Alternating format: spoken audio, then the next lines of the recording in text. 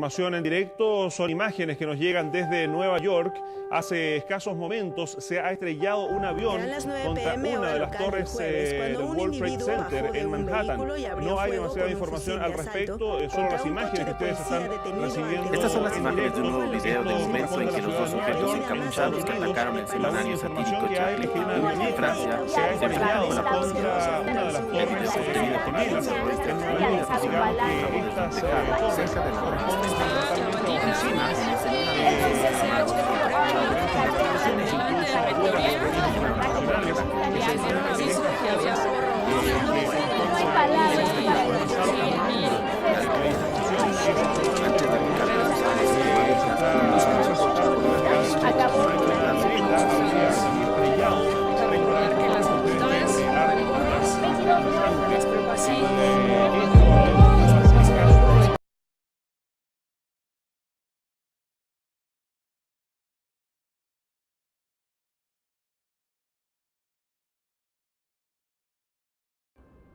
¿En qué fundamento vivimos en la actualidad? ¿En qué creemos? ¿Hacia dónde vamos como sociedad? ¿La realidad tiene un fundamento arbitrario o necesario? Esas son las preguntas que cada vez nos hacemos, pero parece que las respuestas van desapareciendo con el tiempo, ya que la humanidad ha caído en una conformidad de pensamiento que hace que su uso de la razón sea cada vez menos requerido. A lo largo de la historia, la sociedad se ha basado en diferentes posturas: el materialismo, el idealismo, el atomismo, inmanentismo, trascendentalismo, etc. Existen diferentes tipos de fundamentos. El primero, el fundamento necesario inmanente, es el que se rige a sí mismo dentro de sí mismo. Hay un origen predeterminado que está regido por lo divino, lo eterno, en el cambio. Contiene logos, es autopensado y ordenado. Su característica principal es que es en y con el mundo, es una totalidad. El segundo, el fundamento arbitrario inmanente, está regido por el azar y el caos, la incertidumbre. Todo lo que existe está en este mundo. Es un desorden sin predeterminaciones. El tercero, el fundamento necesario trascendente, se rige por un logos todopoderoso que se perfecciona y está fuera de este mundo. Puede ser un algo o un alguien. Es un orden regido por la participación. ¿Qué es más importante, la materia o las ideas? Para los idealistas, el espíritu crea la materia. Así, las religiones tienen un pensamiento idealista. Por el contrario, los materialistas creen que la materia es la creadora del espíritu. No son los dioses los que crearon al hombre. Fue el hombre, que es materia, que crearon a Dios, que es espíritu. Para aclararlo mejor, ¿por qué pensamos? Los idealistas te responderían que tenemos espíritu, el cual nos hace decidir, nos da la moral, y los materialistas te dirían que podemos pensar porque tenemos cerebro. Es la materia la que crea ideas, y esas ideas provienen de las cosas materiales que nos rodean. El primer hombre se preguntaba: ¿a qué vengo? ¿Por qué estoy en el mundo? ¿Cuál es mi origen? Y optaron por responder esas preguntas con la metafísica, o sea, idealismo. Así nacen mitos y religiones, brindándole la explicación de un origen divino, una vida predestinada, el final del ser humano, y así les queda el peso de los hombros. Por ello, por ejemplo, cuando sucedió un fenómeno natural que no sabían qué era, para no quedarse con la duda, se lo atribuían a los dioses, el poder de sobrevivir todos los fenómenos naturales inexplicables. El ser humano, en sus principios, es idealista por necesidad. A medida que avanzaba la civilización, el humano comenzó a entender los procesos naturales de la Tierra y dejó de atribuir todo a los dioses. El materialismo nace con los hombres que no confían en la metafísica únicamente, buscan respuestas en las cosas tangibles, mientras los idealistas creen sin pruebas porque creen que lo material es una apariencia o un engaño. Los idealistas creen en la metafísica, los materialistas en la ciencia. Deleuze fue uno de los filósofos que tomó partido por el materialismo. Nace en París en 1925. Vivió en una época de guerra y crisis. Él plantea que la problemática de esa época es que siempre estamos en condiciones de una potencia creadora, mas no siempre la ejercemos. Se pregunta, ¿qué es el sentido? ¿Cómo opera? ¿Qué es lo que vive entre los privilegios? Una de las propuestas es que encontramos el sentido a través de las sensaciones externas, materialistas, y que comprendemos la realidad mediante conceptos. Un país bañado en sangre de bebés abortados, aprobado por sus leyes, es un país lejos de Dios. ¿Qué diría Platón sobre esto? No me parece el término correcto, es decir, ¿sabes realmente definir a la muerte? Las palabras son simples moldes en los que tratamos de enfrascar una idea, pero en realidad son muchas cosas las que componen un concepto completo de dicha idea. El lenguaje, al ser un limitante en la expresión de nuestros pensamientos internos, no permitirá jamás que dos personas tengan el mismo concepto de un término específico. Todo depende del punto de vista de cada individuo y del contexto. Entonces, ¿es realmente una muerte o simplemente es la trascendencia de un universo falso como es el nuestro, regido por la metamorfosis, al verdadero y original como es el mundo de las ideas? Trascendencia adquirida por una decisión proveniente del mismo mundo de las ideas, de donde venimos y a donde regresaremos, pues es nuestra naturaleza esencial. El tiempo es relativo, así que carece de importancia qué tan pronto o qué tan tarde abandonamos este mundo, copia del otro, al cual todos debemos llegar por naturaleza. El ser que tenemos o creemos poseer en esta dimensión, en realidad pertenece al mundo de las ideas, así que técnicamente no es una muerte, sino una transición. Lo trascendente está más allá, está con el mundo. Cuando una persona habla de trascender, se refiere a que quiere dejar una huella en el pensamiento de las personas, ser recordado para sí, vivir eternamente en el mundo y no morir, ya que al saberse mortal, busca una manera de ser inmortal, y qué mejor manera de ser inmortal que en el pensamiento de la sociedad. Por lo tanto, lo trascendente está fuera del mundo.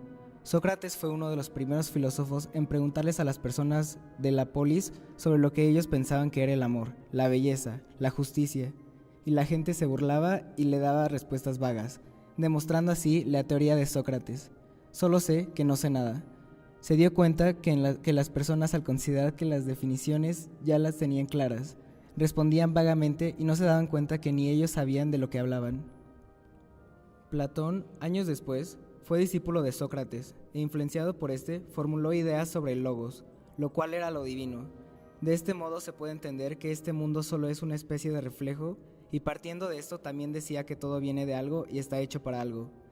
La filosofía, desde sus inicios, nace como un fin político, y Platón es uno de los filósofos con más exigencias. Él no solo buscaba una reflexión del mundo, buscaba una reflexión del mundo que hiciera mejor la convivencia de los seres humanos, a la cual llamó justicia, que era una organización de la polis, que cada cual desempeñe el papel que mejor le quede en la colectividad, y de esa manera en su libro más famoso, En qué consiste una sociedad bien organizada, aquí nace el pensamiento occidental, comienzan a regirse por un fundamento. Platón tiene como fundamento la teoría de las ideas, en la cual distingue dos modos de realidad, una a la que llama inteligible y otra a la que llama sensible. La realidad inteligible, a la que denomina idea, tiene las características de ser inmaterial, termina siendo, por lo tanto, ajena al cambio, y constituye el modelo o arquetipo de la otra realidad, la sensible, constituida por lo que ordinariamente llamamos cosas, y que tiene las características de ser material, corruptible, sometida al cambio, esto es, a la generación y a la destrucción, y que resulta no ser más que una copia de la realidad inteligible. Otro fundamento que se puede considerar es el de la inmanencia, que plantea la idea de que el ser es inmanente a la conciencia, o sea, desde su punto de vista, que el mundo no existe independientemente de la conciencia, sino que se halla dentro de ella o identificado con ella. Aquí podemos notar una tendencia idealista, ya que se niega la independencia del mundo con respecto al individuo. Esta idea de inmanencia se ha perdido casi totalmente en nuestra sociedad contemporánea, ya que esta misma vive en un materialismo donde los individuos valen más por las cosas que poseen y no por sus ideas. Inclusive podríamos decir que es una inmanencia a la inversa, ya que pareciera que el sujeto tiene que estar ligado a las cosas que lo rodean. Uno de los autores con ideas inmanentistas es San Agustín, el cual trata de explicar la religión desde la racionalidad. Este dice que el hombre tiene que encontrar a Dios dentro de sí mismo, y cuando existe una ausencia de bien, una ausencia de Dios, entonces hay maldad en el sujeto. Esto es una propuesta inmanentista para el tiempo de San Agustín, ya que recordemos que en ese momento existe la creencia de que Dios lo es todo. Entonces, al encontrar a Dios en uno mismo, se está haciendo una relación con la conciencia humana y el mundo que lo rodea. No solo esto, sino que cuando no se logra hacer o encontrar la relación entre el mundo y la conciencia, cuando no se encuentra a Dios, entonces hay presencia de maldad. Dos cosas diferentes. Una es que dos hombres son homosexuales y eso es incorrecto. Y lo otro es porque al no haber una buena educación hay que soportar lo segundo para que ellos no obliguen a ver lo primero como algo normal. ¿Qué hubiera dicho Jaspers de esto? No considero que la homosexualidad esté mal, solo es otra manera de amar, una distinta. Parece difícil acostumbrarse a las cosas nuevas, a los cambios. Siempre nos provoca miedo, un miedo profundo a la incertidumbre, pues constantemente estamos en presencia de un infinito, divisado a la nada. Pero hay que considerar que el mundo funciona así, está en constante cambio y movimiento. Lo mejor es adaptarse a dichos cambios inminentes. Claro que también se puede contribuir mejorando el nivel educativo, formando por uno nuevo un pensamiento tolerante y de mente abierta, pues esto no está mal. Es simplemente la individualidad del ser manifestándose, puesto que el sentido auténtico del ser se revela al hombre tan solo en los periodos de profunda conmoción. Simplemente estás existiendo en el mundo. ¿Por qué no disfrutarlo siendo feliz en este efímero y fugaz viaje llamado vida? Heidegger es considerado el filósofo más importante del siglo XX. Estuvo presente en ambas guerras mundiales y hasta fue nazi. Según Heidegger, el lenguaje cotidiano no nos dice la esencialidad de la humanidad, mas el arte, la poesía, sí la contiene. La poesía, el arte y la cultura no son valorados como deberían en nuestra sociedad. No se fomenta el habla, se habla por hablar, sin ningún significado. Hay dos tipos de existencia, una auténtica y otra inauténtica. La auténtica nos dice que podemos elegirnos a nosotros mismos, conquistarnos o perdernos, y que no solo debemos estar ahí, presentes. Nos hemos sumergido en las cosas materiales más que nunca, por eso no tenemos una existencia auténtica. La razón instrumental plantea que los utensilios están a nuestra disposición, mas en esta época parece que nosotros estamos a su disposición. Todo se ha vuelto lo mismo en el fondo, se ha vuelto lo que se dice de él, en vez de ser lo que hace. Sentimos que ya todo está creado, que es difícil innovar y que vivimos en la monotonía. Entonces, ¿en qué creemos? Después de analizar estos filósofos y sus fundamentos, ¿con qué nos quedamos? Un poco de todo. Mantenemos esbozos de idealismo, en la manera que se sigue pensando que tenemos un propósito determinado, del materialismo, pues la ciencia ha sido tomada como una nueva religión en la que debemos aceptar todo lo que diga sin cuestionar. Del trascendentalismo, mantenemos la idea de la trascendencia a través de la fama. Ahora todos quieren ser famosos, ser youtubers o influencers para ganar la aceptación y trascender. Esta necesidad de ganar fama nos ha ocasionado entrar en una cultura del cansancio. La sociedad en la que vivimos es producto de todas las ideas que se plantearon con anterioridad, pero han sido afectadas, para bien o para mal, por el sistema en el que estamos.